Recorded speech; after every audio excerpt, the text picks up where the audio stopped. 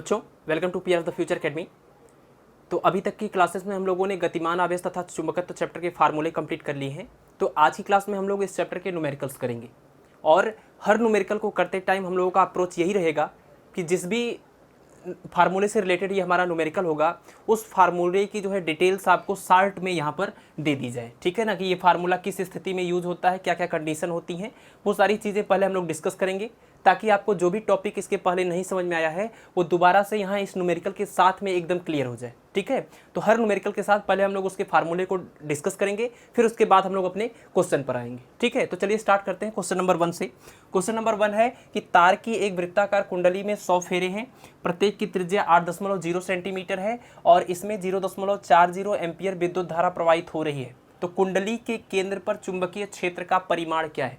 देखिए, कुंडली की बात अगर आ गई, वृत्ताकार कुंडली या वृत्ताकार लूप के कारण उसके केंद्र पर और उसकी अक्ष पर चुंबकीय क्षेत्र का आपको एक फार्मूला बताया गया था और वो फार्मूला यही था। देखिए, अगर ये मान लीजिए कोई वृत्ताकार कुंडली है, ठीक है, और इसमें कोई धारा आई प्रवाहित हो रही है। मैंने बताया था आपको कि अगर आई धारा प्रवाहित हो रही है और इस कुंडली का केंद्र त्रिज्या मान लेते हैं ए है और इसके केंद्र से ये एक रेखा खींची गई, यानी इसको अक्ष कहेंगे इस कुंडली का।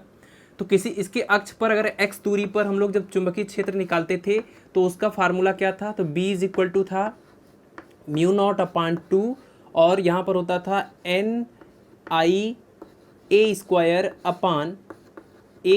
प्लस x² का होल पावर 3/2। ये होता था वृत्ताकार कुंडली या वृत्ताकार लूप के अक्ष पर चुंबकीय क्षेत्र का फार्मूला। अब देखिए, फिर हमने कहा था कि जब केंद्र पर अगर आपको मान लीजिए केंद्र पर चुंबकीय क्षेत्र निकालना है तो फिर यही x का मान 0 रख दीजिए तो केंद्र पर आ जाएंगे, और x का मान जब 0 रख देते थे तो ये तो अक्ष के लिए फार्मूला होता है ना, अक्ष पर। और जब केंद्र की बात होती है तो केंद्र पर इसी का फार्मूला हो जाता है, x का मान 0 रखने के बाद b बराबर हो जाता था μ0/2 और NI/A, जहाँ पर n क्या है, n है इस कुंडली या इस लूप में फेरों की संख्या, I इसमें बहने वाली धारा, A इसकी त्रिज्या है और μ0/2 या μ0 जो है ये कांस्टेंट है। और μ0 के बारे में आपको बता दिया मैंने कि μ0/4 पाई की वैल्यू कितनी होती है, इसी को आपको याद रखना है, μ0/4 पाई को। ठीक है ना, तो μ0/4 पाई की वैल्यू है 10⁻⁷। तो आप यहाँ से μ0 की वैल्यू अगर निकालना चाहेंगे तो μ0 की वैल्यू कितनी आ जाएगी, μ0 इज इक्वल टू हो जाएगा 4 पाई इंटू 10⁻⁷। ठीक है, तो आपको ये फार्मूला और ये फार्मूला ध्यान रखना है कि ये अक्ष के लिए इस्तेमाल होता है और ये केंद्र के लिए होता है। और उसके बाद जो कांस्टेंट इसमें ये आता है, इस कांस्टेंट की वैल्यू हम यहाँ से निकाल के रख सकते हैं। ठीक है, तो अब हम अपने क्वेश्चन पर आते हैं। क्वेश्चन में ये करें कि जो वृत्ताकार कुंडली है इसमें 100 फेरे हैं, इसी तरीके के 100 फेरे हैं और इसकी त्रिज्या कितनी है, प्रत्येक फेरे की त्रिज्या जो कि एकदम एक समान त्रिज्या है और वो त्रिज्या कितनी है, 8 सेंटीमीटर। तो फेरों की संख्या का मान दिया हुआ है और आप देखिए कि फेरों की संख्या को हम लोग कैसे प्रदर्शित करते हैं, n से प्रदर्शित करते हैं, कैपिटल N से। तो फेरों की संख्या यानी फेरों की संख्या आपको न्यूमेरिकल लगाते टाइम देखिए ध्यान रखना है कि जो जो वैल्यूज़ दी हुई है पहले उसको लिखना सीखिए। ठीक है, एक दो क्वेश्चन में मैं ऐसे बता दे रहा हूँ, बाकी आप फिर उसके बाद करने लगेंगे। तो फेरों की संख्या कैपिटल N बराबर कितना दिया हुआ है, 100 फेरे, और कह रहे हैं कि इसकी त्रिज्या, अब त्रिज्या को हम चाहे A बोलें चाहे R बोलें, यहाँ पर हमने A लिखा हुआ है, तो त्रिज्या इस कुंडली की त्रिज्या कितनी हुई है, दी हुई है, तो त्रिज्या A बराबर है 8.0 सेंटीमीटर। अब देखिए ये सेंटीमीटर में दिया हुआ है तो इसको हमको मीटर में बदलना पड़ेगा, ये हो जाएगा 8 × 10⁻² मीटर। ठीक है, इसके बाद दिया हुआ है कि इसमें जो बहने वाली धारा है वो है 0.40 एम्पियर। तो प्रवाहित होने वाली धारा यानी I का मान दिया हुआ है 0.40 एम्पियर और करें कुंडली के केंद्र पर चुंबकीय क्षेत्र का परिमाण क्या होगा। तो कुंडली के केंद्र पर पूछे हुए हैं, तो देखिए ये अक्ष के लिए फार्मूला होता है और ये केंद्र के लिए, तो हम केंद्र का फार्मूला इस्तेमाल करेंगे। केंद्र पर चुंबकीय क्षेत्र B बराबर μ0/2 और NI/A। ठीक है, सबकी वैल्यू इसमें रख देते हैं। तो देखिए μ0 की वैल्यू हमने यहाँ से देखा कितना होता है, 4 पाई इंटू 10⁻⁷ और अपान ये 2 इंटू यहाँ से हो जाएगा n की वैल्यू कितनी है, तो n की वैल्यू है 100 इंटू I की वैल्यू है 0.40 और अपान A की वैल्यू यानी त्रिज्या का मान कितना दिया हुआ है, 8 × 10⁻²। अब इसको हल कर लेते हैं। अब देखिए अगर ये 2 से इसको काट देंगे तो कितना आ जाएगा, 2, फिर इसको काट देंगे तो यह आ जाएगा 4, तो कितना मिला, B इज इक्वल टू यहाँ से बचा पाई इंटू 10⁻⁷ और 10⁻², तो ये हो जाएगा 10⁻⁵ इंटू ये हो गया आपका 0.4 और डिवाइडेड बाई यहाँ से है 4 into 10 power minus 2, 4 into 10 power minus 2। अब देखिए 0.4 है और ये 4 है, अगर इससे इसको कैंसिल करते तो यहाँ पर कितना आ जाएगा 10, 10 का मतलब 10 पावर 1 और ये 10 पावर माइनस 2 कितना हो जाएगा 10 पावर माइनस 1। 10 पावर माइनस 1 को ऊपर ले जाएंगे तो 10 पावर प्लस 1 हो जाएगा।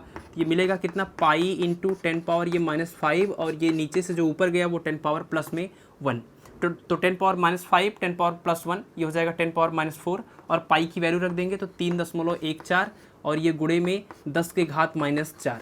ठीक है, तो इसका मतलब b का मान आ गया 3.14 गुणे 10 के घात माइनस 4 और b जो है चुंबकीय क्षेत्र है। तो चुंबकीय क्षेत्र का मैंने आपको 4 मात्रक बताया था, उसको भी डिस्कस कर लेते हैं। कौन कौन से 4 मात्रक थे चुंबकीय क्षेत्र के? तो चुंबकीय क्षेत्र के 4 मात्रकों में से सबसे पहले आपको बताया था न्यूटन प्रति एम्पियर मीटर। ठीक है, उसके अलावा फिर दूसरा था वेबर प्रति मीटर स्क्वायर, फिर तीसरा आपने पढ़ा था टेस्ला। ये तीनों के तीनों अभी एमकेएस के हैं। सीजीएस में अगर बात करते तो एक और मात्रक हमने आपको बता दिया था, दैट इज गॉस। ठीक है, और टेस्ला और गॉस का रिलेशन भी बताया था आपको कि 1 tesla is equal to 10⁴ gauss होता है। ठीक है ना, तो आप देख ले रहे हैं कि यहाँ से ये जो चारों मात्रक हैं, इन चारों में से ये जो 3 मात्रक हैं वो एमकेएस के हैं और एसआई मात्रक टेस्ला होता है। तो यहाँ पर हम चलिए टेस्ला लिख देते हैं। तो ये हो जाएगा इस कंडीशन के अनुसार वृत्ताकार कुंडली के केंद्र पर चुंबकीय क्षेत्र का मान। और इससे रिलेटेड ये 2 आपको फार्मूले हमने रिवाइज करा दिए और इसके मात्रक को भी आपको डिटेल में फिर से बता दिया। ठीक है ना, अब ये क्वेश्चन नंबर 1 होने के बाद इसी से मिलता जुलता क्वेश्चन नंबर 2 देखते हैं। तो क्वेश्चन नंबर 2 में दिया हुआ है कि एक 6.28 मीटर लंबे तार से, यानी कोई एक तार है इस तरीके से और इसकी लंबाई दिया हुआ 6.28 मीटर। इस 6.28 मीटर लंबे तार से 0.10 मीटर त्रिज्या की कुंडली बनाई गई, यानी इस सीधे तार को मोड़ के इसकी जो है कुंडली बना दी गई है। और जो कुंडली बनी है उसकी त्रिज्या कितनी है? करें कि वो 0.10 मीटर त्रिज्या की है। ठीक है, करें बनाकर इसमें 1.0 एम्पियर की धारा प्रवाहित की गई तो इसके केंद्र पर चुंबकीय क्षेत्र का मान ज्ञात कीजिए। यानी एक सीधे चालक तार को, ये एक सीधा चालक तार है 6.28 मीटर का, करें कि इसको जो है 0.10 मीटर त्रिज्या के घेरे के रूप में लपेट दिया गया है। तो ये जो है इस तरीके का एक गोला बन जाएगा। अब हो सकता है कि इसको 0.10 मीटर त्रिज्या का जब घेरा बना रहे हैं, हो सकता है इतने में ही 2 घेरे बन जाए, इतनी ही लंबाई में इस त्रिज्या के 2 घेरे ऐसे बन जाए, 3 घेरे बन सकते हैं, 4 घेरे बन सकते हैं। लेकिन हमको ये मतलब कुल मिला के हमको ये नहीं पता है कि फेरों की संख्या कितनी है। बस इतना बता दिया गया है कि 6.28 मीटर जो लंबा चालक तार था उसको मोड़कर इतनी त्रिज्या का एक कुंडली बनाया गया है। ठीक है, तो अभी हमको ये पता करना पड़ेगा कि इतनी त्रिज्या के कितने ऐसे फेरे बन सकते हैं इतनी लंबाई में। ठीक है, तो ऐसे जो है इसको बना के ये कुंडली के रूप में बना दिया गया है और इसमें जो है फिर धारा प्रवाहित की गई है। और धारा कितनी प्रवाहित की गई है? 1.0 एम्पियर। ठीक है, यानी 1 एम्पियर की धारा प्रवाहित की गई। तो करें कि इसके केंद्र पर चुंबकीय क्षेत्र पता करिए। ठीक है, तो क्वेश्चन नंबर 1 की तरह ये भी हो गया, कुंडली के केंद्र पर चुंबकीय क्षेत्र का जो है फार्मूला वही केस हो गया। तो कुंडली के केंद्र पर अगर चुंबकीय क्षेत्र की बात करें तो फार्मूला हो जाएगा B = μ0/2 और ये हो जाएगा NI/A। अब क्वेश्चन में देखिए क्या क्या दिया हुआ है। A मतलब त्रिज्या और त्रिज्या दिया हुआ है 0.10 मीटर। ठीक है, 0.10 मीटर त्रिज्या का मान हो गया। इसको फिर से चेक कर लेते हैं त्रिज्या का मान। हाँ ठीक है, मीटर में ही दिया है। 0.10 मीटर त्रिज्या दिया हुआ है और जो है प्रवाहित होने वाली धारा का मान दिया हुआ है कितना? 1 एम्पियर।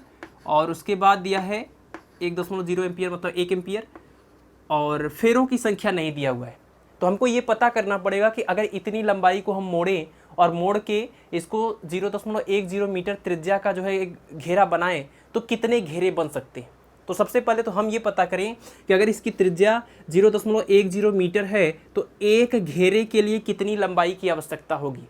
आप जानते हैं कि अगर ये वृत्त है तो वृत्त के इस घेरे की लंबाई को ही हम लोग वृत्त की परिधि कहते हैं। तो इस एक घेरे की लंबाई का मतलब कि इस वृत्त की परिधि हमको निकालनी पड़ेगी। तो आप लिख सकते हैं कि एक घेरे की लंबाई बराबर 2πr और r का मान हमको पता है। तो अगर एक घेरे की लंबाई 2πr है तो इतनी लंबाई में टोटल कितने घेरे बनेंगे हमको ये पता करना है। ठीक है ना, तो एक घेरे की लंबाई के लिए यहाँ से देखिए 2 × पाई × r का मान रख देंगे और r का मान है 0.10। तो यह जाएगा 0.10 मल्टीप्लाई करेंगे तो 0.20 पाई और ये मीटर। तो एक घेरे की लंबाई इतनी है और टोटल जो लंबाई हमको दिया गया था तार की वो था 6.28 मीटर। तो कितने इतनी लंबाई में इतनी लंबाई वाले घेरे के कितने ऐसे घेरे बनाए जा सकते हैं? तो कुल घेरों की संख्या यानी कुल घेरे या फेरों की संख्या भी इसी को कर सकते हैं। तो कुल घेरे n बराबर क्या हो जाएगा, जो जितनी भी टोटल लंबाई थी उसको हमको ये 2 पाई r वाले मान यानी एक घेरे में जितनी भी लंबाई लग रही है उससे भाग करना पड़ेगा। ठीक है, तो यहाँ से n का मान आ जाएगा, l का मान दिया 6.28 और बटे में ये हो जाएगा 2 इंटू पाई का मान रख दीजिए 3.14 और r का मान अभी ये इस चीज़ को हम यहाँ से डायरेक्ट रख रहे हैं तो 0.10। ठीक है, अब ये 2 इंटू पाई जब इससे इसको मल्टीप्लाई करेंगे तो ये पूरा जो है इससे कट जाएगा और ये कितना आ गया 1/0.10 और 0.10 को लिख सकते हैं 1 इंटू 10⁻⁻1 यानी ऊपर जाएगा तो कितना हो जाएगा 10⁻+1 यानी कि 10। फेरों की संख्या कितनी आ गई 10 यानी कि 6.828 मीटर लंबा जो तार है अगर उसको हम 0.10 मीटर त्रिज्या का घेरा बनाएं तो उसमें कुल 10 घेरे ऐसे बनाए जा सकते हैं। ठीक है, अब 10 घेरे बन गए यानी घेरों की संख्या आ गई और म्यू नॉट का मान मैंने आपको पिछले ही क्वेश्चन में बता दिया कि वो कैसे आता है। तो म्यू नॉट की वैल्यू रखते हैं 4 पाई इंटू 10⁻⁻7 और अपान 2 इंटू एन की वैल्यू है 10 इंटू आई का मान कितना हो जाएगा, तो आई का मान दिया हुआ है क्वेश्चन में ये है 1.0 एम्पियर यानी कि 1 और अपान ए का मान दिया हुआ है 0.10।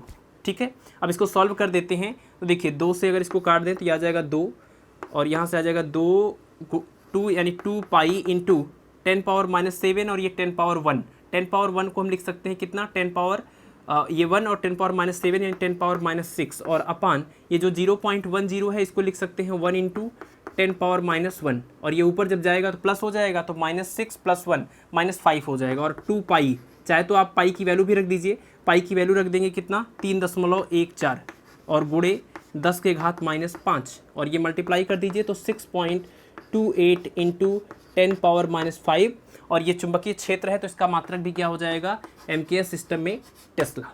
ठीक है, तो इस प्रकार क्वेश्चन नंबर 1 की तरह ही ये क्वेश्चन भी था लेकिन इसमें फेरों की संख्या का मान सीधे सीधे नहीं दिया था और फेरों की संख्या का मान निकालने के लिए आपको क्या करना पड़ेगा कि कुल फेरों की संख्या बराबर कुल लंबाई बटे एक फेरे में प्रयोग की जाने वाली लंबाई यानी L/2 पाई r, जहाँ पर 2 पाई r एक फेरे में लगने वाले फेरे जो इस धागे की लंबाई या तार की जो लंबाई है उसका मान है। ठीक है ना, तो यहाँ से आप कुल फेरों की संख्या निकाल सकते हैं L/2 पाई r से और जब आपने फेरों की संख्या यहाँ पर निकाला कुल फेरों की संख्या आ गई 10 तो फिर हमने क्या किया ये जो फार्मूला होता है इसमें सबकी वैल्यू रख दी और कैलकुलेट कर दिया तो चुंबकीय क्षेत्र B का मान आ गया। ठीक है, तो ये हो गया क्वेश्चन नंबर 2।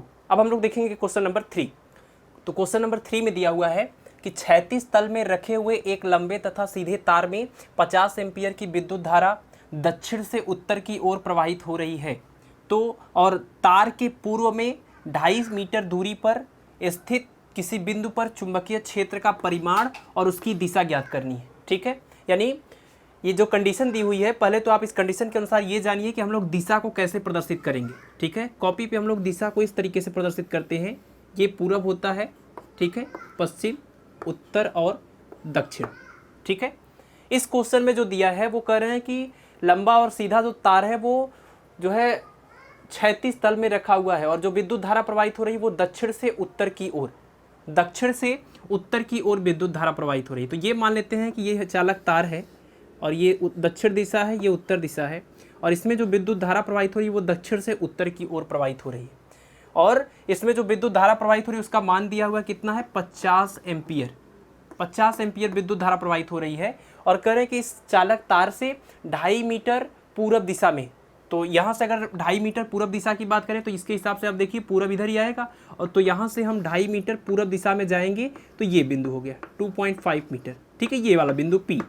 करें 2.5 मीटर दूरी पर यहाँ पर चुंबकीय क्षेत्र का परिमाण आपको बताना है और उसकी दिशा भी बतानी है। तो इसके लिए एक आपने फार्मूला पढ़ा हुआ था कि सबसे पहले जो फार्मूला आपको बताया गया था वो फार्मूला ऐसा था कि परिमित लंबाई का अगर कोई चालक तार हो, ये मैंने आपको बताया था कि परिमित लंबाई का कोई चालक तार हो तो उससे r दूरी पर अगर कोई बिंदु हो तो वहाँ पर चुंबकीय क्षेत्र के लिए एक फार्मूला था और उसमें फिर आपने माना था कि अगर एक सिरे से ये φ1 कोण बना रहा हो और दूसरे वाले सिरे से φ2 कोण बना रहा हो तो इस बिंदु पर और इसमें धारा जो है I प्रवाहित हो रही हो तो यहाँ पर चुंबकीय क्षेत्र B बराबर फार्मूला था μ0/4 पाई I/r ब्रैकेट में sin φ1 प्लस sin φ2। ठीक है, ये आपने फार्मूला पढ़ा हुआ था, साइन φ1 यहाँ पर ब्रैकेट में साइन φ1 प्लस साइन φ2 है। फिर मैंने आपको बताया था कि अगर ये चालक तार अनंत लंबाई का हो जाए, अनंत लंबाई का चालक तार अगर हो तो ये बिंदु और ऊपर जाएगा, ये वाला बिंदु और ऊपर नीचे जाएगा, तो ये जो कोण φ1 और φ2 है इन दोनों का मान 90 हो जाएगा। तो अनंत लंबाई के चालक तार के लिए φ1 बराबर φ2 बराबर π/2 रखा गया था, और जब इन दोनों का मान यहाँ पर रखे थे तो ये साइन 90 प्लस साइन 90 यानी कि 1 + 1 यानी 2 हो जाएगा, और 2 से ये 2 कट जाता था, तो कितना आता था, b = आता था μ0/2π और I/r। ठीक है, μ0/2π I/r। ये फार्मूला किसके लिए होता था, तो ये फार्मूला था अनंत लंबाई के चालक तार के कारण उससे r दूरी पर चुंबकीय क्षेत्र के लिए।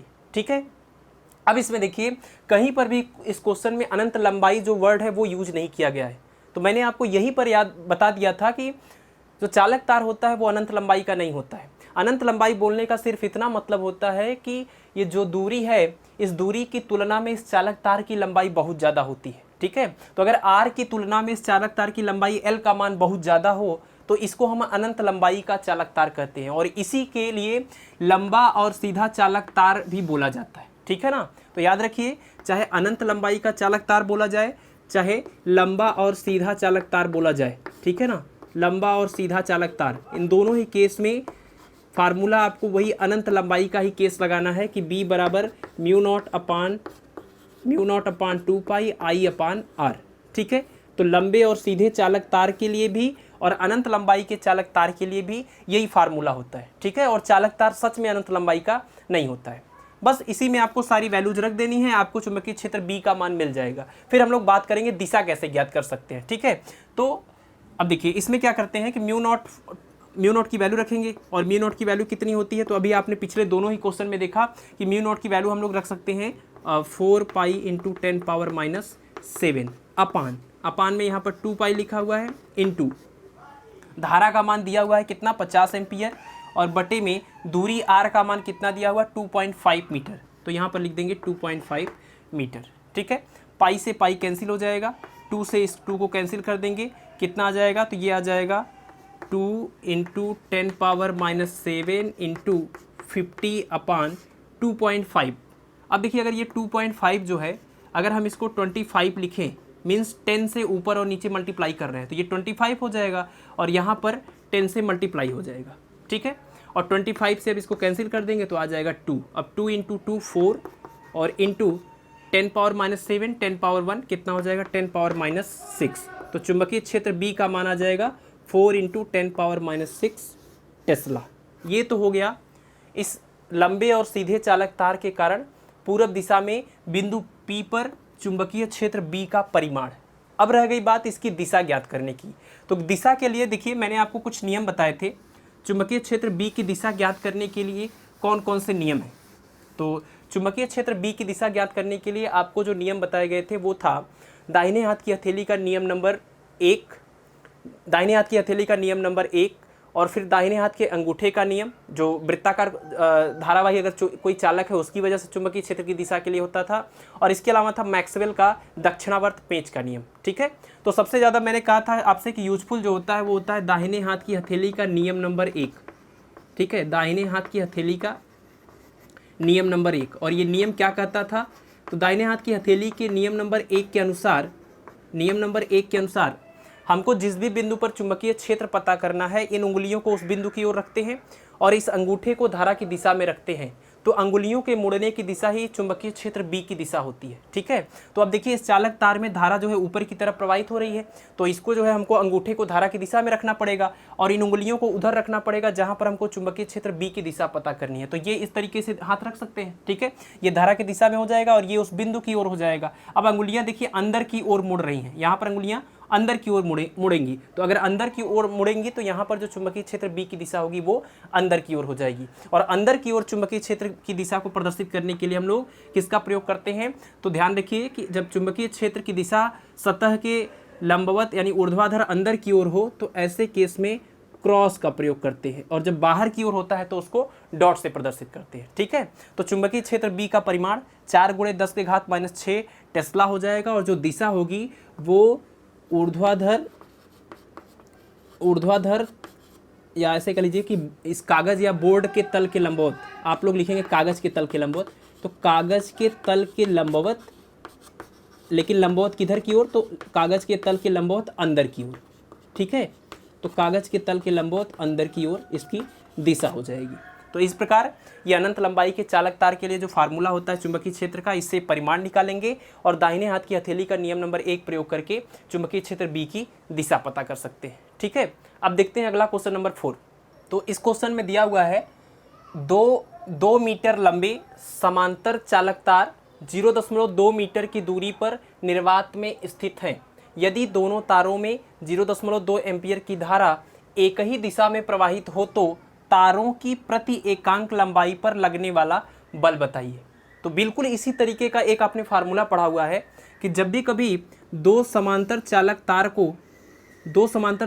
तार को एक दूसरे से कुछ दूरी पर रख दिया जाए और उसमें कुछ धारा प्रवाहित करें, मान लीजिए इसमें बहने वाली धारा I1 और इसमें बहने वाली धारा I2, इनके बीच की दूरी R हो और इन चालक तारों की लंबाई L हो, तो इनके बीच लगने वाले बल के लिए आपने एक फार्मूला पढ़ा हुआ है और वो फार्मूला क्या था, F = μ0/2 और I1 I2/R और इनटू में L, जहाँ पर L क्या था, इस चालक तार की लंबाई या इस चालक तार की लंबाई, ठीक है।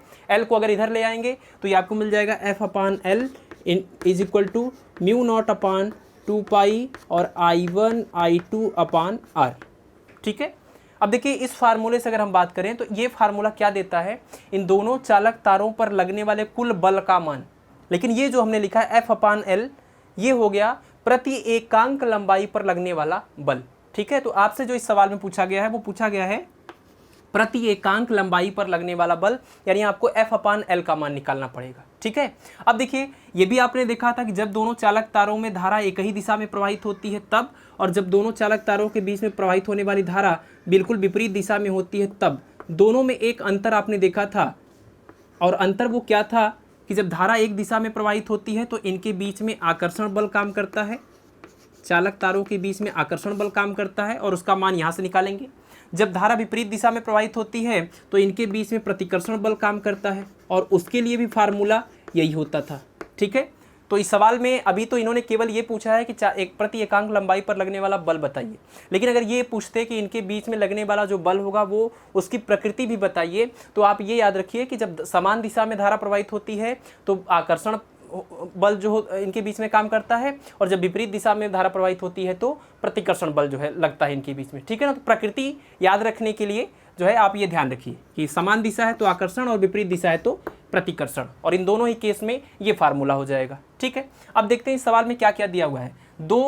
2 मीटर लंबे समांतर तार, यानी इन चालक तारों की लंबाई का मान दिया हुआ है। चालक तार की लंबाई का मान कितना है, L बोलते हैं जिसको, ये दिया हुआ है 2 मीटर, और इसके बाद कह रहे हैं कि 0.2 मीटर की दूरी पर इनको रखा गया है। तो इन चालक तारों के बीच की दूरी जिसको R कहते हैं, ये दिया हुआ है 0.2 मीटर, ठीक है। फिर कह रहे हैं कि यदि दोनों तारों में 0.2 एम्पीयर की धारा एक ही दिशा में प्रवाहित हो तो प्रवाहित होने वाली धारा का मान I1 और I2 का मान बिल्कुल बराबर बता रहे हैं, ठीक है। दोनों चालक तारों में है ना बहने वाली धारा का मान 0.2 एम्पीयर है, तो I1 का मान और I2 का मान दोनों का ही मान 0.2 एम्पीयर है। तो कह रहे हैं कि प्रति एकांक लंबाई पर लगने वाला बल बताइए। तो यही फार्मूला इस्तेमाल करेंगे, लगने वाला बल, और पहले तो लगने वाला बल बटे में ये लंबाई, तो ये हो गया प्रति एकांक लंबाई पर लगने वाला बल बराबर कैसे आ जाएगा, तो ये आ जाएगा μ0/2 I1 I2/R, और इन सारे टर्म की वैल्यू यहाँ पर रख देते हैं।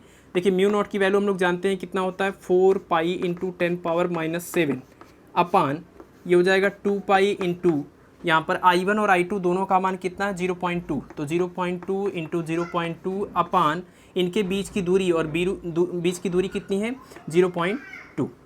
अब देखिए इससे ये कैंसिल हो जाएगा और ये पाई से पाई कैंसिल हो जाएगा, 2 से इसको कैंसिल करेंगे तो 2 आएगा, और 2 × 0.2 ये आ जाएगा 0.4, तो 0.4 × 10⁻⁻7।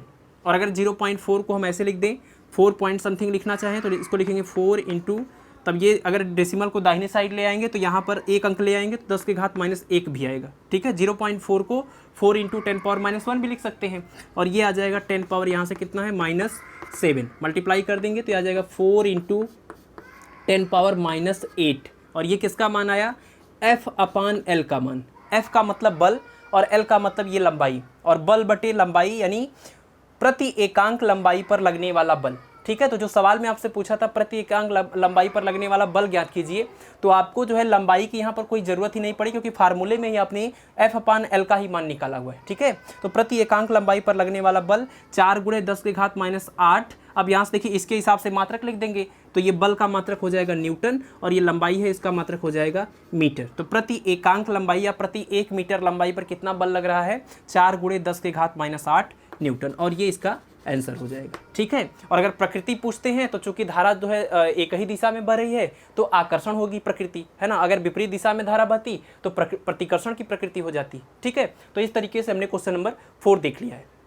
क्वेश्चन नंबर 5 में दिया हुआ है कि समान वेग v से अल्फा कण तथा प्रोटॉन के पुंज किसी समरूप चुंबकीय क्षेत्र के लंबवत प्रवेश करते हैं। मीन्स कहीं पर भी एक समान चुंबकीय क्षेत्र है और उस चुंबकीय क्षेत्र के लंबवत अल्फा कण और प्रोटॉन के कुछ पुंज ऐसे प्रवेश कर रहे हैं, और जब वो प्रवेश करेंगे तो आपने पढ़ा भी है कि एक समान चुंबकीय क्षेत्र में चुंबकीय क्षेत्र की इस तरह से अगर हमने चुंबकीय क्षेत्र लिया था ऊर्ध्वाधर अंदर की ओर, और ऐसे एक समान चुंबकीय क्षेत्र में इस क्षेत्र की दिशा के लंबवत जब भी कोई आवेशित कण जाएगा, अब वो आवेशित कण अल्फा कण भी हो सकता है, प्रोटॉन भी हो सकता है, इलेक्ट्रॉन भी हो सकता है, तो कैसे मार्ग पर चलता है, तो हमने देखा था कि एक समान चुंबकीय क्षेत्र में जो लंबवत कण प्रवेश करते हैं आवेशित कण, वो वृत्तीय मार्ग पर चलते रहते हैं। और इस सवाल में भी यही दिया हुआ है कि जब ये प्रवेश करते हैं तो वृत्ताकार पथ अनुरेखित करते हैं, यानी वृत्ताकार पथ पर चलते हैं।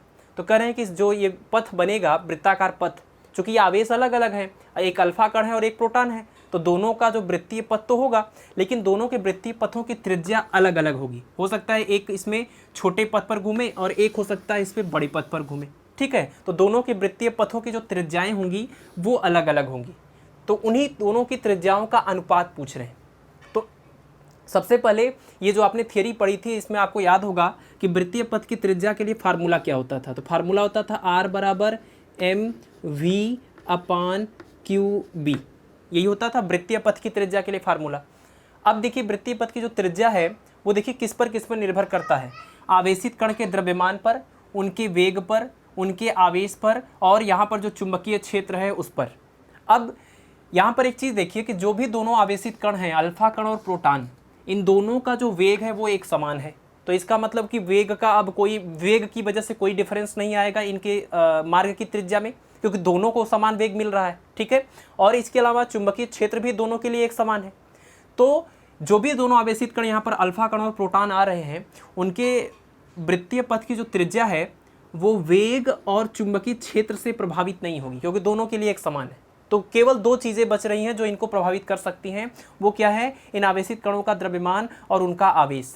ठीक है, तो सबसे पहले हम लोग ये देखें कि अल्फा कण और प्रोटॉन का जो द्रव्यमान और आवेश होता है वो कितना होता है, या फिर उनके बीच में क्या रिलेशन होता है। प्रोटॉन तो आप जानते ही हैं, किसी भी परमाणु की अगर हम लोग बात करें, परमाणु की संरचना की बात करें, तो इसके नाभिक में न्यूट्रॉन के अलावा जो धनावेशित कण होते हैं उन्हीं को हम लोग प्रोटॉन कहते हैं। ठीक है, और यहाँ पर बात प्रोटॉन की ही हो रही है, तो प्रोटॉन का मतलब सिर्फ एक प्रोटॉन। फिर दूसरा जो दिया है वो है अल्फा कण, ये काफ़ी इंपॉर्टेंट है, इसको आप याद रखिए कि अल्फा कण हम लोग किसको कहते हैं, अल्फा कण। तो अल्फा कण एक धन आवेशित कण है, और ये किसको बोलते हैं, तो जो हीलियम परमाणु का नाभिक होता है जो 2He4 है ना, जिसका परमाणु क्रमांक 2 और द्रव्यमान संख्या 4, तो ये जो 2He4 है यानी हीलियम परमाणु, इस हीलियम परमाणु के नाभिक को, ये हीलियम परमाणु का जो नाभिक है उसी को अल्फा कण कहते हैं। हीलियम परमाणु के नाभिक को ही अल्फा कण कहते हैं। अब हीलियम परमाणु के नाभिक का क्या मतलब है, तो हीलियम परमाणु के नाभिक का मतलब कि हीलियम का पहले तो हम लोग ये इसका स्ट्रक्चर बनाएं कि इसका एक नाभिक होगा और इसके चारों ओर कुछ कक्षाएं होंगी। ठीक है, कितने इसके नाभिक में कितने प्रोटॉन होंगे, तो इससे पता चलता है 2 प्रोटॉन होंगे, और इसमें से अगर इसको माइनस कर देंगे तो नंबर ऑफ न्यूट्रॉन भी मिल जाएगा, है ना। तो इसके नाभिक में 2 प्रोटॉन होंगे और 2 न्यूट्रॉन भी होंगे। हीलियम परमाणु के नाभिक में 2 प्रोटॉन होंगे और 2 न्यूट्रॉन होंगे। अगर इसके बाहर की हम कक्षाएं भी बना दें जिसमें 2 इलेक्ट्रॉन भी होंगे, क्योंकि अगर 2 प्रोटॉन हैं तो 2 इलेक्ट्रॉन भी होंगे। तो ये जो पूरा स्ट्रक्चर है, ये पूरा स्ट्रक्चर है हीलियम परमाणु का। अभी जो ये स्ट्रक्चर है पूरा वो है हीलियम परमाणु का, जिसमें नाभिक भी है और उसकी कक्षाएं भी हैं। लेकिन अगर ये बाहर की दोनों इलेक्ट्रॉन जो यहाँ पर दिख रहे हैं, अगर इन दोनों इलेक्ट्रॉनों को बाहर निकाल दिया जाए तो ये जो पार्ट बचेगा इसी को हम लोग बोलते हैं अल्फा कण। और ये क्या है? तो ये है इस हीलियम परमाणु का नाभिक। तो हीलियम परमाणु के नाभिक को ही हम लोग अल्फा कण कहते हैं। और नाभिक में न्यूट्रॉन और प्रोटॉन होते हैं। नाभिक धन आवेशित होता है, इसलिए आप ये कह सकते हैं कि अल्फा कण जो होता है वो धन आवेशित कण होता है। ठीक है ना? और इसके पास कितने प्रोटॉन होते हैं अल्फा कण के पास? तो अल्फा कण के पास 2 प्रोटॉन होते हैं और 2 न्यूट्रॉन होते हैं। अगर इसके पास हम आवेश की बात करें कि अल्फा कण के पास आवेश कितना होगा, तो आप जानते हैं कि न्यूट्रॉन के पास कोई आवेश नहीं है और 2 प्रोटॉन है तो इसके पास आवेश होगा। एक प्रोटॉन के पास जो आवेश होता है, एक प्रोटॉन के पास जो आवेश होता है वो प्लस ई के बराबर होता है। और अल्फा कण के पास 2 प्रोटॉन है तो अल्फा कण के पास कितना आवेश हो जाएगा? प्लस 2e आवेश हो जाएगा। ठीक है। और द्रव्यमान की बात करें तो प्रोटॉन का, मान लीजिए प्रोटॉन का द्रव्यमान जो है उसको हम बोल रहे हैं mp, है ना, मास ऑफ प्रोटॉन। अगर अल्फा कण के द्रव्यमान की बात करें तो देखिए अल्फा कण में 2 प्रोटॉन हैं और 2 न्यूट्रॉन हैं। और याद रखिए कि मास ऑफ प्रोटॉन जो होता है और मास ऑफ न्यूट्रॉन जो होता है वो लगभग एक दूसरे के बराबर होते हैं। ठीक है ना? बहुत हल्का सा डिफरेंस है, इसलिए हम इन दोनों को बराबर मानते हैं। तो मास of proton mass of neutron बराबर है। तो आप ये देख सकते हैं कि 2 प्रोटॉन है और 2 न्यूट्रॉन, इसका मतलब कि जो टोटल इस नाभिक का जो द्रव्यमान होगा वो 4 प्रोटॉनों के द्रव्यमान के बराबर हो जाएगा, क्योंकि 2 न्यूट्रॉनों का जो द्रव्यमान है वो भी 2 प्रोटॉनों के द्रव्यमान के बराबर होगा और ये 2 प्रोटॉन है। ठीक है। तो अल्फा कण के, अगर हम लोग अल्फा कण के द्रव्यमान की बात करें तो इसका द्रव्यमान जो है 4 प्रोटॉनों के द्रव्यमान के बराबर होगा। तो यही आपको यहाँ पर इंपॉर्टेंट बात याद रखनी है कि अल्फा कण के पास जो आवेश होता है वो प्लस 2e होता है और अल्फा कण का जो द्रव्यमान होता है वो मास ऑफ जो प्रोटॉन होता है उसका 4 गुना होता है। ठीक है। अब देखिए अल्फा कण और प्रोटॉन दोनों का द्रव्यमान, दोनों का आवेश आपको पता चल गया, तो आप इनके जो वृत्तीय पथ होंगे, इन वृत्तीय पथों की त्रिज्याओं का भी अनुपात निकाल सकते हैं आपस में। ठीक है। तो अब क्या करेंगे, ये जो फार्मूला है R बराबर mv/qb, इसके अनुसार हम इसको अगर लिखें प्रोटॉन के लिए यही फार्मूला लिखें तो Rp इज इक्वल टू आ जाएगा mp यानी मास ऑफ प्रोटॉन, v वेलोसिटी है, और अपान q की जगह पर कितना लिख सकते हैं, तो प्रोटॉन का आवेश, और प्रोटॉन का आवेश कितना है e, और b की जगह पर b ही लिखेंगे क्योंकि दोनों के लिए b है। इसको समीकरण नंबर 1 बनाएंगे।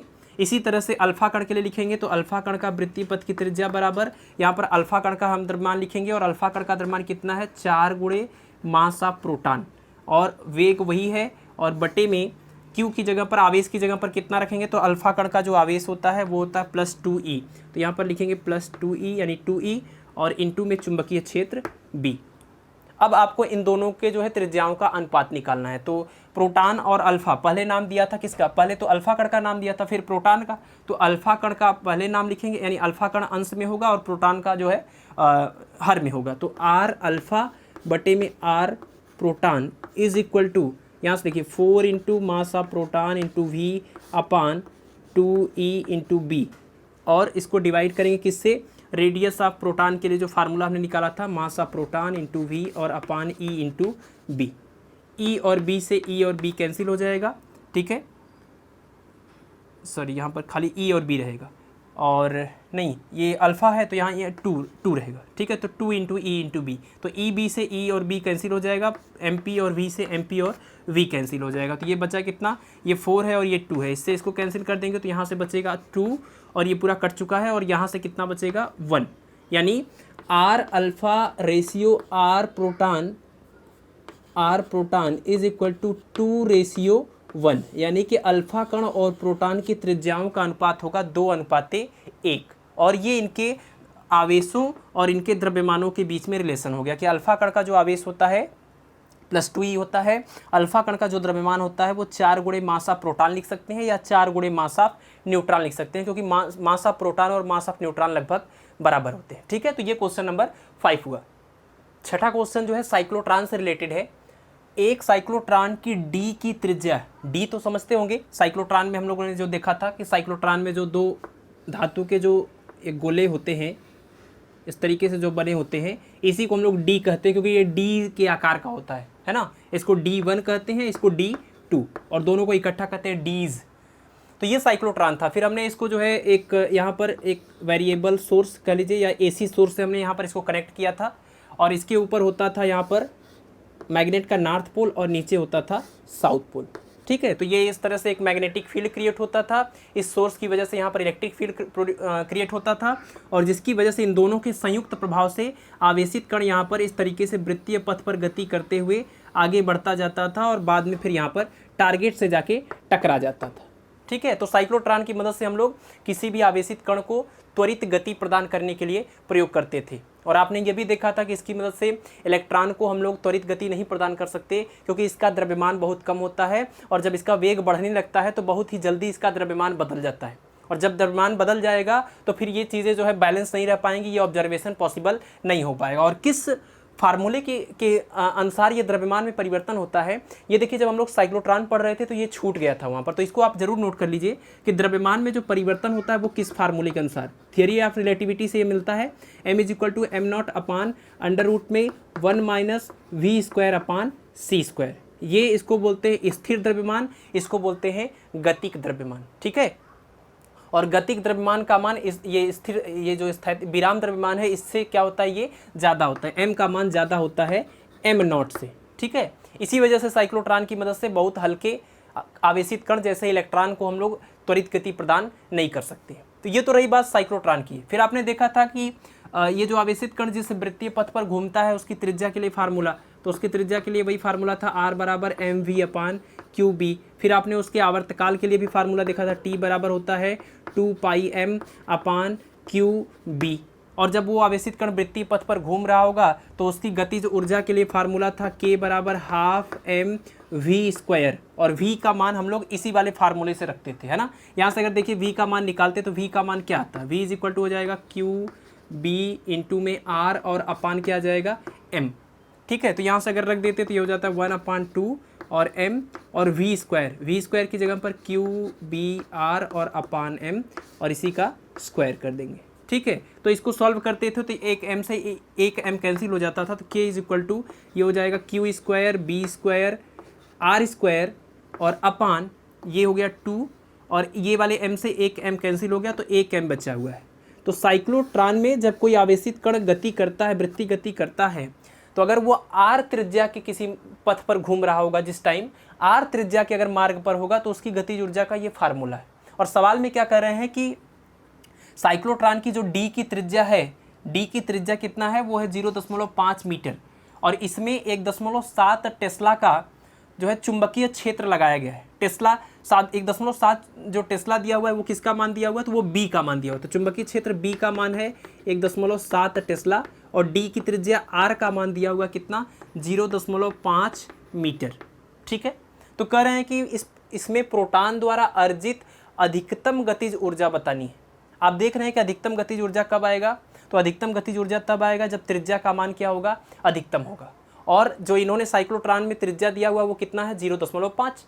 तो हमको त्रिज्या का ये अधिकतम मान यहाँ पर 0.5 यहाँ पर रख देना है, आवेश का मान रखना है, चुंबकीय क्षेत्र और द्रव्यमान का मान रखना है, तो हमको अधिकतम गतिज ऊर्जा या गतिज ऊर्जा का मान मिल जाएगा। ठीक है। अब चूंकि देखिए यहाँ पर बात किसकी हो रही है, तो बात हो रही है एक प्रोटॉन की, और प्रोटॉन की अगर बात हो रही है तो यहाँ पर हमको प्रोटॉन का आवेश और ये प्रोटॉन का द्रव्यमान रखना पड़ेगा। तो प्रोटॉन का आवेश कितना होता है, तो प्रोटॉन का आवेश होता है +e। ठीक है। और प्रोटॉन का जो द्रव्यमान होता है, मास ऑफ प्रोटॉन, वो कितना होता है, तो 1.67 × 10⁻27 किलोग्राम। ठीक है। प्रोटॉन और न्यूट्रॉन का द्रव्यमान लगभग इतना ही होता है। अब देखिए इसमें से Q, B, R और M ये सारी वैल्यूज हमको मिल गई, तो अगर इन सारी वैल्यूज को यहाँ पर रख दें तो गतिज ऊर्जा का अधिकतम मान आ जाएगा। ठीक है ना। तो गतिज ऊर्जा का अधिकतम मान K max बराबर हो जाएगा, सारा मान रखते हैं तो Q का मान हो जाएगा +E का मतलब 1.6 × 10⁻19 गुणे, और इसका स्क्वायर करना पड़ेगा। ठीक है। और गुणे में B का स्क्वायर, B का मान कितना है 1.7, इसका भी स्क्वायर, गुणे R त्रिज्या का मान 0.5 मीटर है तो इसका भी स्क्वायर कर देंगे, अपान 2 × m, और 2 × m की जगह पर क्या लिखेंगे, द्रव्यमान इस प्रोटॉन का, और प्रोटॉन का द्रव्यमान कितना हो जाएगा 1.67 × 10⁻12। ठीक है। अब ये पूरा कैलकुलेशन आपको कर लेना है, मैं यहाँ पर कैलकुलेशन नहीं कर सकता, और ये यहाँ पर कैलकुलेशन करने के बाद जो रिजल्ट आएगा वो रिजल्ट आता है 5.54 × 10⁻12, और ये चूँकि गतिज ऊर्जा का मान निकाल रहे हैं तो इसका मात्रक क्या हो जाएगा, जूल। ठीक है। तो इस प्रकार ये जो आवेशित कण है उसकी अधिकतम गतिज ऊर्जा का मान आ जाएगा 5.54 × 10⁻12 जूल। ठीक, तो हर क्वेश्चन के साथ देखिए इस कॉन्सेप्ट को समझना इसलिए ज़रूरी है क्योंकि कई बार ऐसा होता है कि जो हम लोग टॉपिक पढ़ रहे होते हैं, जब हम इसका डिटेल पढ़ रहे होते हैं, फार्मूले की बात कर रहे होते हैं, तो कुछ चीज़ें नहीं समझ में आती हैं कि किस चीज़ की रिस्पेक्ट में ये बातें हो रही हैं। तो अभी चूंकि हम लोग जब फार्मूला पढ़ते हैं तो वहाँ पर बार बार ये क्वेश्चन जो है लिखना और फिर कैमरे को रोकना और ये सारी चीज़ें पॉसिबल नहीं होती है, ठीक है। तो इसलिए मैंने क्या सोचा है कि ये जितने भी हम लोग न्यूमेरिकल करेंगे, अब न्यूमेरिकल के साथ फिर से दोबारा से आपको ये अगर साथ में डिस्कस करते रहेंगे, चूँकि आप ये लोग इसको पीछे पढ़ भी चुके हैं तो आपको फार्मूले भी याद हैं, सारी चीज़ें आप जानते भी हैं, तो यहाँ पर ये रिकॉल भी हो जाएगा और इसके साथ तुरंत हम इसका क्वेश्चन भी कर लेंगे, ठीक है। तो इसी मेथड से हम लोग सारे क्वेश्चन करेंगे, तो आपको फार्मूले भी रिवाइज होते रहेंगे और न्यूमेरिकल में इसका क्या अप्रोच है, कैसे इसको अप्लाई करना है, ये बातें भी आपको समझ में आती रहेंगी, ठीक है। तो क्वेश्चन नंबर 6 हो गया। अब देखते हैं क्वेश्चन नंबर 7। तो इस क्वेश्चन नंबर 7 में दिया हुआ है कि 12 ओम प्रतिरोध की कुंडली वाले धारामापी के बारे में बात कर चुके हम लोग। धारामापी जिसको गैल्वेनोमीटर भी कहते हैं, जो विद्युत धारा का संसूचन यानी डिटेक्शन करने के काम आता है कि किसी परिपथ में विद्युत धारा प्रवाहित हो रही है कि नहीं हो रही है, प्लस धारा की दिशा को भी बताती है और धारा का मान भी बताती है, ठीक है। और धारा मापी को हम लोग इसमें कुछ करेक्शन, कुछ मॉडिफिकेशन करके इस धारा मापी को अमीटर और वोल्ट मीटर में कन्वर्ट भी कर सकते हैं। तो कह रहे हैं कि 12 ओम प्रतिरोध है इस धारा मापी के अंदर जो कुंडली प्रयोग की गई है और उसके पूर्ण स्केल पर विक्षेप के लिए आवश्यक धारा 0.2 मिली एम्पियर है। यानी अगर 0.2 मिली एम्पियर धारा उसमें से प्रवाहित हो जाए तो जो भी उसका ये निडिल होता है वो पूरा डिफ्लेक्शन हो जाता है। तो कह रहे हैं कि आप इस धारा मापी को 0 से 18 वोल्ट परास वाले वोल्ट मीटर में कैसे बदलेंगे। आप इस यानी धारा मापी को वोल्ट मीटर में कैसे बदलेंगे, और ये भी कह रहे हैं कि उस वोल्ट मीटर का जो रेंज होना चाहिए, मैक्सिमम कितना होना चाहिए, तो 18 वोल्ट। 0 से लेकर 18 वोल्ट तक अगर इससे हमको नापना है तो ऐसा करने के लिए आप इस तरह के धारा मापी को कैसे बदलेंगे। हम नहीं, आप, है ना, आप इसको कैसे बदलेंगे। तो देखिए धारा मापी के पहली बात तो धारा मापी में जो ये जो कुंडली लगी हुई है उसके प्रतिरोध को हम लोग देखिए जी से प्रदर्शित करते थे। ये धारा मापी है, उसके प्रतिरोध को जी से प्रदर्शित करते थे। तो जी का मान इस सवाल में दिया हुआ है 12 ओम, ठीक है। फिर कह रहे हैं कि इसके पूर्ण स्केल विक्षेप के लिए आवश्यक धारा 0.2 मिली एम्पियर है। तो देखिए पूर्ण स्केल के लिए आवश्यक जो धारा होती है उसको हम लोग कैसे समझे। तो पहले तो आप ये देख लीजिए कैसे हम लोग किसी गैल्वेनोमीटर को वोल्टमीटर में परिवर्तित किए थे। तो आपने देखा था कि गैल्वेनोमीटर को वोल्टमीटर में बदलने के लिए इसके प्रतिरोध को बहुत ज़्यादा बढ़ाने की ज़रूरत होती थी, और प्रतिरोध को बढ़ाने के लिए हमने इसके साथ श्रेणी क्रम में एक बहुत उच्च प्रतिरोध R जोड़ा हुआ था, R जोड़ दिया था, ठीक है। और जिस भी परिपथ का हमको ये विभवांतर नापना होता था उसके साथ इस हमको ये जो हमारा वोल्टमीटर ये बना, इस वोल्टमीटर को हम लोग उसके साथ समांतर क्रम में जोड़ देते थे, ठीक है। तो ये हमारा मान लीजिए कोई परिपथ है, ये कोई परिपथ है और इसके सिरों के बीच का विभवांतर होता था V। तो इस विभवांतर को नापने के लिए हम लोग ये पूरा वोल्टमीटर, ये पूरा यहाँ से लेकर यहाँ तक आप देख रहे हैं वोल्टमीटर है, ये वोल्टमीटर, ठीक है। तो इसको हम इसके साथ जो है समांतर क्रम में जोड़ते थे, और जब हमने इसको जोड़ा था तो इसका प्रतिरोध बहुत ज़्यादा हो गया, और पूरी धारा अगर इसमें से I धारा आ रही थी तो इस I धारा में से कुछ धारा इधर चली गई थी जिसको हम IG कहते थे, ठीक है। और इसी IG को ही हम लोग बोलते हैं पूर्ण विक्षेप के लिए आवश्यक धारा। गैल्वेनोमीटर में जाने वाली जो धारा है ये पूर्ण विक्षेप के लिए जो जरूरी धारा है वही है ये अधिकतम धारा, ठीक है। तो IG का मान ही आपको क्वेश्चन में दिया हुआ है। IG का मान कितना दिया हुआ है, तो यह 0.2 मिली एम्पियर। तो इसको लिख सकते हैं 0.2 गुणे मिली की जगह पर 10⁻³ और ये क्या हो जाएगा, एम्पियर, ठीक है। तो ये गैल्वेनोमीटर को वोल्टमीटर में हम इस तरीके से बदलते थे, ये हमारा वोल्टमीटर हो जाता था, और इसमें बहने वाली धारा को ही पूर्ण विक्षेप के लिए आवश्यक धारा कहते हैं। और कह रहे हैं कि इसका जो हमको रेंज बनाना है, यानी इसका जो पूरा यहाँ से लेकर यहाँ तक जो है, मतलब ये जो मैक्सिमम जो वोल्टेज को नाप सकता है वो वोल्टेज कितना है, तो वो मैक्सिमम वोल्टेज है इन दोनों बिंदुओं के बीच का जो अधिकतम विभवांतर है वो कितना दिया हुआ है, वो दिया हुआ है 18 वोल्ट, ठीक है। ये V का मान है 18 वोल्ट, और इसमें बहने वाली धारा IG का मान दिया हुआ है और G का भी मान दिया हुआ है। तो कह रहे हैं कि बताइए कि ये जो हमने यहाँ पर प्रतिरोध लगाया उसका मान कितना होगा। तो देखिए इसके लिए जब भी कभी आपको अमीटर और वोल्ट मीटर का क्वेश्चन पूछा जाए तो आपको उसके फार्मूले को याद नहीं रखना है, आपको उसके लिए ये डायग्राम याद रखना है कि कैसे हम किसी गैल्वेनोमीटर को वोल्ट मीटर में या फिर अमीटर में कन्वर्ट करते हैं, ठीक है। फिर आपने ये भी देखा था कि अगर हम इसको मान लीजिए वोल्ट मीटर में हमने कन्वर्ट कर दिया, अब आप ये देख रहे हैं कि ये अगर बिंदु ए है और ये बिंदु बी है, तो इन दोनों बिंदुओं के बीच का विभवांतर हम निकालते थे दो तरीके से। एक तो यहाँ से ये जो मैक्सिमम वोल्ट विभवांतर है V बराबर, दूसरा यहाँ से I इंटू आर ओम के नियम से, और I का मतलब यहाँ पर क्या है IG, और R का मतलब कितना है, R का मतलब कुल प्रतिरोध है, तो ये G प्लस R हो जाएगा। ठीक है, तो इस प्रकार आप देख रहे हैं बिंदु ए और बी के बीच का ये विभवांतर ही तो लिखा गया दो तरीके से, एक डायरेक्ट होता है यहाँ पर पता, और दूसरा यहाँ धारा गुणे प्रतिरोध से हम लोग निकालते हैं। तो आपको ये फार्मूला याद नहीं रखना है, आपको ये डायग्राम याद रखना है, जिससे आपको ये भी पता चलता रहेगा कि वोल्ट मीटर को परिपथ के साथ कैसे जोड़ा जाता है, श्रेणी क्रम में कि समांतर क्रम में। ठीक है, तो ये वोल्ट मीटर का पूरा कॉन्सेप्ट था जिससे ये फार्मूला आपने लिखा हुआ था। बस इसमें V की वैल्यू IG और G की वैल्यू रख देंगे तो R की वैल्यू आ जाएगी। तो इसमें रखते हैं इसकी वैल्यू सबकी, तो कितनी आ जाएगी, पहले तो यहाँ से देखिए V upon I G is equal to हो जाएगा G प्लस R की वैल्यू निकालनी है, तो R इज इक्वल टू कितना हो जाएगा V अपान आई जी, और माइनस में ये कैपिटल G, सबकी वैल्यू रख देते हैं। V की वैल्यू है ये 18 वोल्ट बटे में IG का मान कितना है, ये है 0.2 इंटू 10⁻³ और उसके बाद माइनस में G, और G की वैल्यू कितनी है 12 ओम। ठीक है, 12 ओम। हल करते हैं, ये ऊपर जाएगा तो 10⁻+3 हो जाएगा, और ये 18 है, ये 0.2 है, तो 0.2 से अगर इसको काटेंगे तो ये 90 आ जाएगा।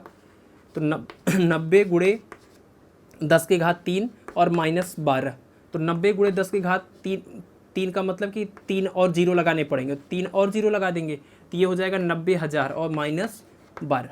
ठीक है, तो 90,000 में से 12 को माइनस कर देंगे, किसका मान आएगा, ये R का मान आ जाएगा। तो जो प्रतिरोध हमने लगाया R, उसका मान आ जाएगा, ये हो जाएगा 89,988, और ये कितना हो जाएगा, मात्रक इसका क्या हो जाएगा, ओम। ठीक है, तो जो हमको प्रतिरोध लगाना पड़ेगा 18 वोल्ट इसका रेंज बनाने के लिए, उस प्रतिरोध का मान होगा 89,988 ओम। और ये देखिए बहुत ज़्यादा प्रतिरोध है, बहुत उच्च प्रतिरोध है। तो आपने देखा भी था कि वोल्ट मीटर बनाने के लिए हमको बहुत उच्च प्रतिरोध को इसके साथ श्रेणी क्रम में जोड़ना पड़ता है, जबकि अमीटर बनाने के लिए बहुत निम्न प्रतिरोध को हमको गैल्वेनोमीटर के साथ समांतर क्रम में जोड़ना पड़ता है। ठीक है, तो ये इस वोल्ट मीटर के कॉन्सेप्ट के अनुसार प्रतिरोध का मान आ गया 89,988 ओम। क्वेश्चन नंबर 8 में कह रहे हैं कि एक 99 ओम प्रतिरोध वाले धारामापी के पूर्ण स्केल पर विक्षेप के लिए आवश्यक धारा 4 मिली एम्पियर है। तो इस धारामापी को 0 से 6 एम्पियर परास में बदलने के लिए आप क्या करेंगे। ठीक, तो देखिए धारामापी को हमको किस में बदलना है, इसको 0 से 6 एम्पियर परास में बदलना है। पिछले वाले क्वेश्चन में आपने देखा था कि वो वोल्ट में दिया हुआ था, यानी वोल्ट मीटर में बदलना था धारामापी को। अभी ये एम्पियर में रेंज पूछ रहे हैं, तो इसका मतलब धारामापी को अमीटर में बदलना है। और आपने देखा है कि जब भी, पहले बात तो गैल्वेनोमीटर को आप जानते हैं, गैल्वेनोमीटर का अपना एक प्रतिरोध होता है, जिसकी वजह से इसमें जो विद्युत धारा प्रवाहित होती है उस धारा की प्रबलता को ये कम कर देता है और हमको सही मान नहीं बताता है। तो इसलिए गैल्वेनोमीटर को अमीटर में बदलने की ज़रूरत होती है। और इसके लिए हम लोग क्या करते हैं, इस गैल्वेनोमीटर का प्रतिरोध हमको कम करना पड़ेगा। तो उसके लिए हम लोग क्या करते हैं कि इस गैल्वेनोमीटर के साथ इसके समांतर क्रम में एक बहुत ही कम ओम का प्रतिरोध जोड़ देते हैं।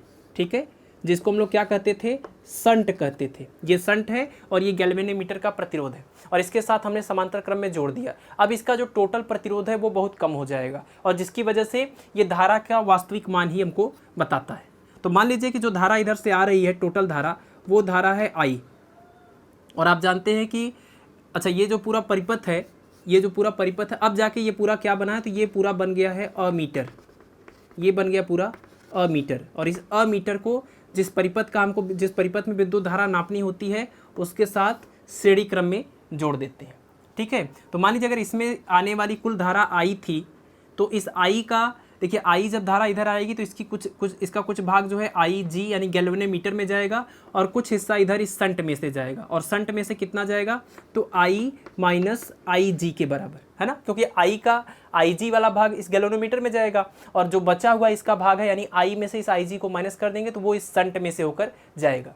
और आपने पिछले वाले क्वेश्चन में देख लिया कि गैल्वेनोमीटर में से जो धारा जाती है वो धारा ही पूर्ण स्केल विक्षेप के लिए आवश्यक धारा होती है। ठीक है, तो जैसे ही आपको ये दे दिया जाए कि पूर्ण स्केल विक्षेप के लिए आवश्यक धारा जो है, तो जैसे ही पूर्ण स्केल विक्षेप की बात होती है तो आपको समझ लेना है कि IG की बात हो रही है। ठीक है ना, तो IG का मान कितना दिया हुआ है क्वेश्चन में, 4 मिली एम्पियर। और इसके अलावा ये जो दिया है 99 ओम प्रतिरोध वाला धारामापी, इसका मतलब कि इस धारामापी का ये प्रतिरोध है जिसको हम लोग जी से ही प्रदर्शित करते हैं। ठीक है, ये है 99 ओम। और इसके अलावा इसका रेंज हमको कितना बनाना है, कितनी अधिकतम धारा को हमको इससे नापना है, तो वो है 0 से लेकर 6 एम्पियर। यानी कि ये जो अधिकतम धारा इसमें से पास हो जाए, सुरक्षित तरीके से ये काम करे, उस आई का मान कितना होना चाहिए, तो उस आई का अधिकतम मान होना चाहिए 6 एम्पियर। ठीक है, अब इतनी कंडीशन दी हुई है, कह रहे हैं कि इस धारामापी को ऐसा बनाने के लिए आप क्या करेंगे। तो क्या करेंगे, ये तो आप जान ही गए हैं कि धारामापी के समांतर क्रम में हम एक संट लगा देंगे। बस आपको ये बताना पड़ेगा अब कि उस संट का मान कितना होगा। ठीक है ना, तो संट का मान यानी एस का मान निकालने के लिए फिर से आप इसका एक फार्मूला देखिए कि फार्मूला हम लोगों ने कैसे लिखा हुआ था। तो फार्मूला हमने यही लिखा था कि इन दोनों बिंदुओं के बीच का विभवांतर लिखते थे। तो अगर यहाँ से लिखते तो क्या आता, i g into g is equal to, और यहाँ से अगर लिखेंगे तो आई माइनस आई जी और इंटू में क्या हो जाएगा, इंटू में एस। ठीक है, तो ये फार्मूला था। तो आपको वोल्टमीटर और अमीटर के केस में फार्मूला नहीं याद रखना है, आपको ये डायग्राम याद रखना है और दोनों बिंदुओं के बीच का विभवांतर दो अलग अलग तरीके से लिख देंगे तो वही फार्मूला हो जाएगा। ठीक है, अब इसमें से आपको यही संट एस का मान निकालना है। तो रखते हैं वैल्यू, आई जी की वैल्यू है 4 इंटू जी की वैल्यू कितनी है, तो जी की वैल्यू है 99 is equal to i minus i g, आई का मान है 6 माइनस आई जी का मान देखिए यहाँ पर, एक मिनट, ये जो आई जी का मान है 4 मिली एम्पियर है ना, तो पहले इसको मिली एम्पियर में कन्वर्ट कर लेते हैं। 4 इंटू 10⁻³ एम्पियर, और वो यहाँ पर भी रहेगा। ठीक है, यहाँ पर भी रहेगा इंटू में 10⁻³ और यहाँ पर आएगा 6 माइनस 4 इंटू 10⁻³ और इंटू में एस। और इसको सॉल्व करेंगे तो एस का मान यहाँ से देखिए 4 इंटू 99 इंटू 10⁻³ अपान 6 माइनस 4 इंटू 10⁻³ और ये जब पूरा सॉल्व करेंगे तो इस s का मान जो आएगा वो मैं डायरेक्ट लिख देता हूँ यहाँ से। ठीक है, कैलकुलेशन आप कर लेंगे। ये आता है 6.6 इंटू 10⁻² ओम। ठीक है, तो s का मान आ गया 6.6 इंटू 10⁻² ओम। और ये जो प्रतिरोध आया है ये किसका आया है, तो ये संट का प्रतिरोध आया। तो ये जो पूछ रहे थे कि आप क्या करेंगे, उसको आप बता दीजिए कि हम इस धारामापी के साथ 6.6 × 10⁻2 ओम का एक प्रतिरोध तार इस गैल्वेनोमीटर के समांतर क्रम में जोड़ देंगे, जिसकी वजह से ये धारामापी इस तरीके के अमीटर के रूप में बदल जाएगा। ठीक है, तो ये क्वेश्चन नंबर 8 आपने देख लिया। क्वेश्चन नंबर 9 में कह रहे हैं कि अनंत लंबाई के एक धारावाही चालक में 1 एम्पियर की धारा प्रवाहित हो रही है। इसके लंबवत 1 मीटर की दूरी पर चुंबकीय क्षेत्र B का मान ज्ञात कीजिए। तो ये तो आप लोग जानते ही हैं कि अनंत लंबाई का चालक तार है तो उसके कारण जो है चुंबकीय क्षेत्र कैसे निकालते हैं।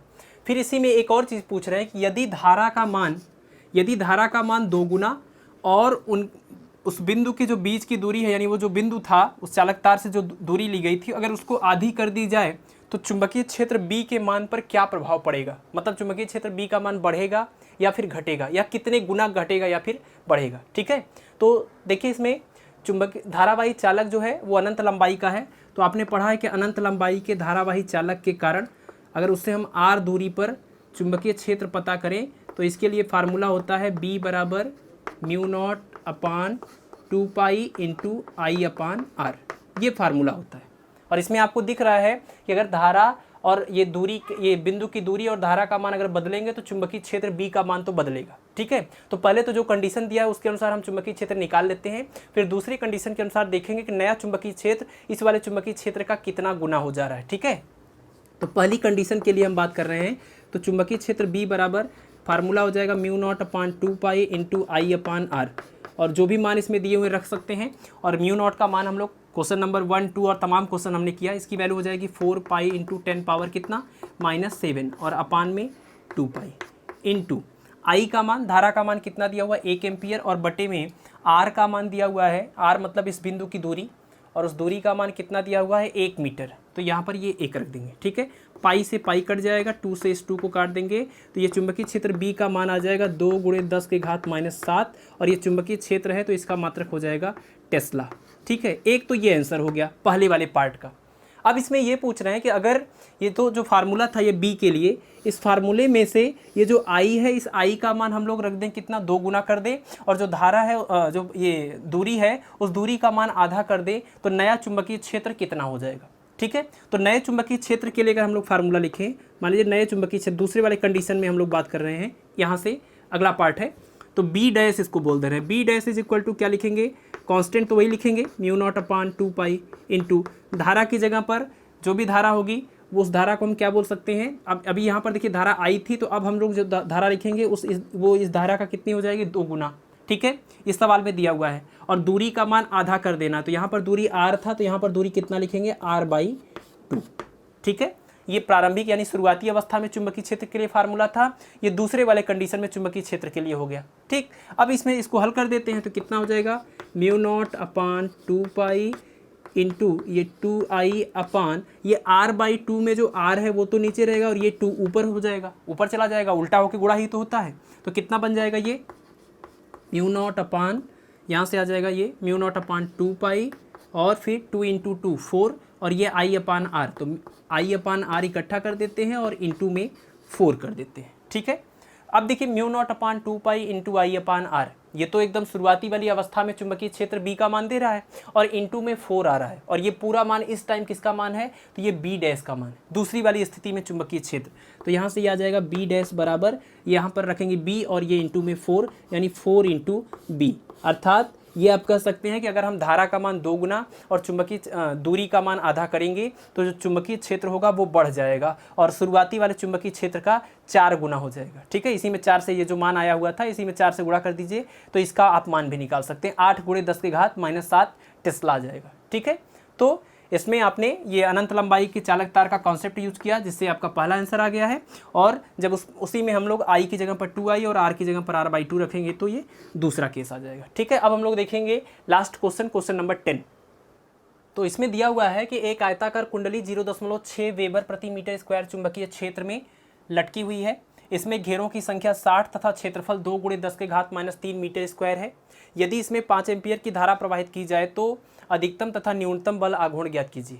अब देखिए, इस क्वेश्चन के लिए जो आपको थियरी बताई गई थी उसमें क्या था कि एक समान चुंबकीय क्षेत्र था, और इस एक समान चुंबकीय क्षेत्र में कोई धारावाही लूप रखा गया था। वो किसी भी आकृति का हो सकता है, वो आयत की तरह हो सकता है, वृत्त की तरह हो सकता है, वर्ग की तरह हो सकता है। इसमें कोई धारा प्रवाहित होनी चाहिए। ठीक है, और इसमें जब धारा प्रवाहित होती है तो आपने देखा था कि 2 बल बिल्कुल बराबर एवं विपरीत होते थे, इनकी क्रिया रेखा भी एकदम समान होती थी, तो ये एक दूसरे को निरस्त कर देते थे।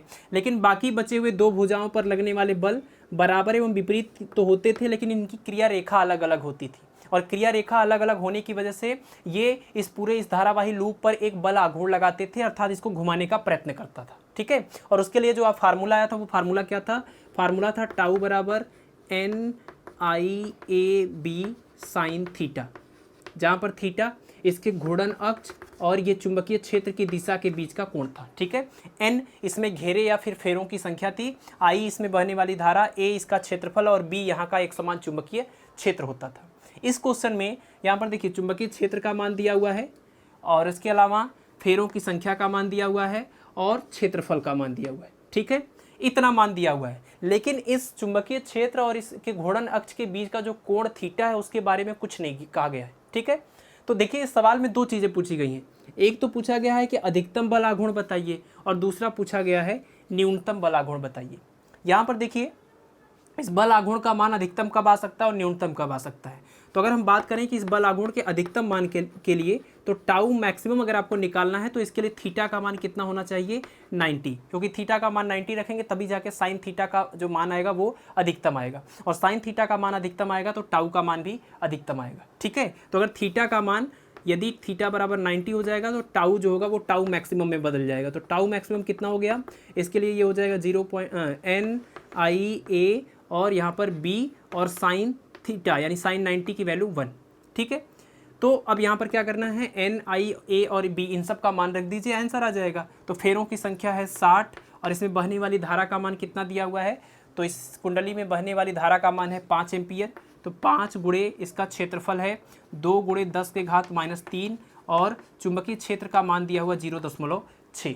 ठीक है। अब इन सब को अगर मल्टीप्लाई करेंगे, देखिए 5 इंटू 2 10 हो जाएगा, और तो 10 यानी 60 इंटू 10, और 10 का मतलब ये 10 हुआ, और 10 पावर -3 तो कितना हो जाएगा 10 पावर -2, और ये है 0.6। इसका इससे मल्टीप्लाई करेंगे तो कितना हो जाएगा 360, और एक अंक पर दशमलव लगा देंगे, और ये गुणे 10 के घात -2, और भाग कर देंगे तो कितना आ जाएगा 0.36। और ये टाउ मैक्स है यानी कि बल आघूर्ण है, तो इसका मात्रक क्या हो जाएगा, क्योंकि आप जानते हैं बल आघूर्ण बराबर होता है बल गुणे में दूरी, तो मात्रक हो जाएगा न्यूटन इंटू मीटर यानी न्यूटन मीटर। ठीक है, तो अधिकतम जो बल आघूर्ण आएगा वो आएगा 0.36 न्यूटन प्रति मीटर। और न्यूनतम की अगर बात करें तो न्यूनतम कब आएगा, तो यहाँ से आप देख रहे हैं जब इसका मान न्यूनतम होगा तो इसका भी मान न्यूनतम होगा, और इसका न्यूनतम मान कब आएगा, जब थीटा का मान कितना रखेंगे 0, और थीटा का मान 0 रखेंगे तो टाउ मिनिमम आएगा, और टाउ मिनिमम कितना आ जाएगा, तो साइन 0 की वैल्यू 0 होती है, इसीलिए टाउ मिनिमम की वैल्यू भी क्या आ जाएगी 0 आ जाएगी। ठीक है, तो न्यूनतम बल आघूर्ण 0 होगा, और अधिकतम बल आघूर्ण होगा 0.36 न्यूटन मीटर। ठीक, इस प्रकार आपने गतिमान आवेश तथा चुंबकत्व चैप्टर के कई इंपॉर्टेंट क्वेश्चन को आपने यहाँ पर प्रैक्टिस कर लिया हुआ है। इसके अलावा कुछ और क्वेश्चन भी जो है मैं आपको दे रहा हूँ होमवर्क के तौर पर, डिस्क्रिप्शन में आपको लिंक मिल जाएगा, उसमें ये जो बार बार जिसमें मैं आंसर जिससे लिखता रहता हूँ है ना, इसमें जितने क्वेश्चन मैंने यहाँ पर बताए हैं वो भी क्वेश्चन लिखा हुआ है। ठीक है, आपको लिखने में सुविधा होगी, यहाँ पर दिक्कत हो सकती है वीडियो से लिखने में, तो इसमें सारे क्वेश्चन लिखे हुए हैं, उसके आंसर भी हैं, और इसके अलावा आपके होमवर्क के लिए भी लास्ट में कुछ क्वेश्चन हमने यहाँ पर रखे हैं और उसका आंसर दिया हुआ है। ठीक है, सोल्यूशन किसी का यहाँ इसमें नहीं दिया हुआ है, तो आपको क्या करना है कि ये इसको डाउनलोड कर लेना है, और इसमें जो क्वेश्चन होमवर्क दिया हुआ है उसको भी आपको करके कोशिश करनी चाहिए कि देखिए आपको ये समझ में आ रहा है कि नहीं आ रहा है। ठीक है, तो इसको आप लोग प्रैक्टिस करते रहिए, और मिलते हैं नेक्स्ट लेक्चर में अगले चैप्टर के साथ। धन्यवाद।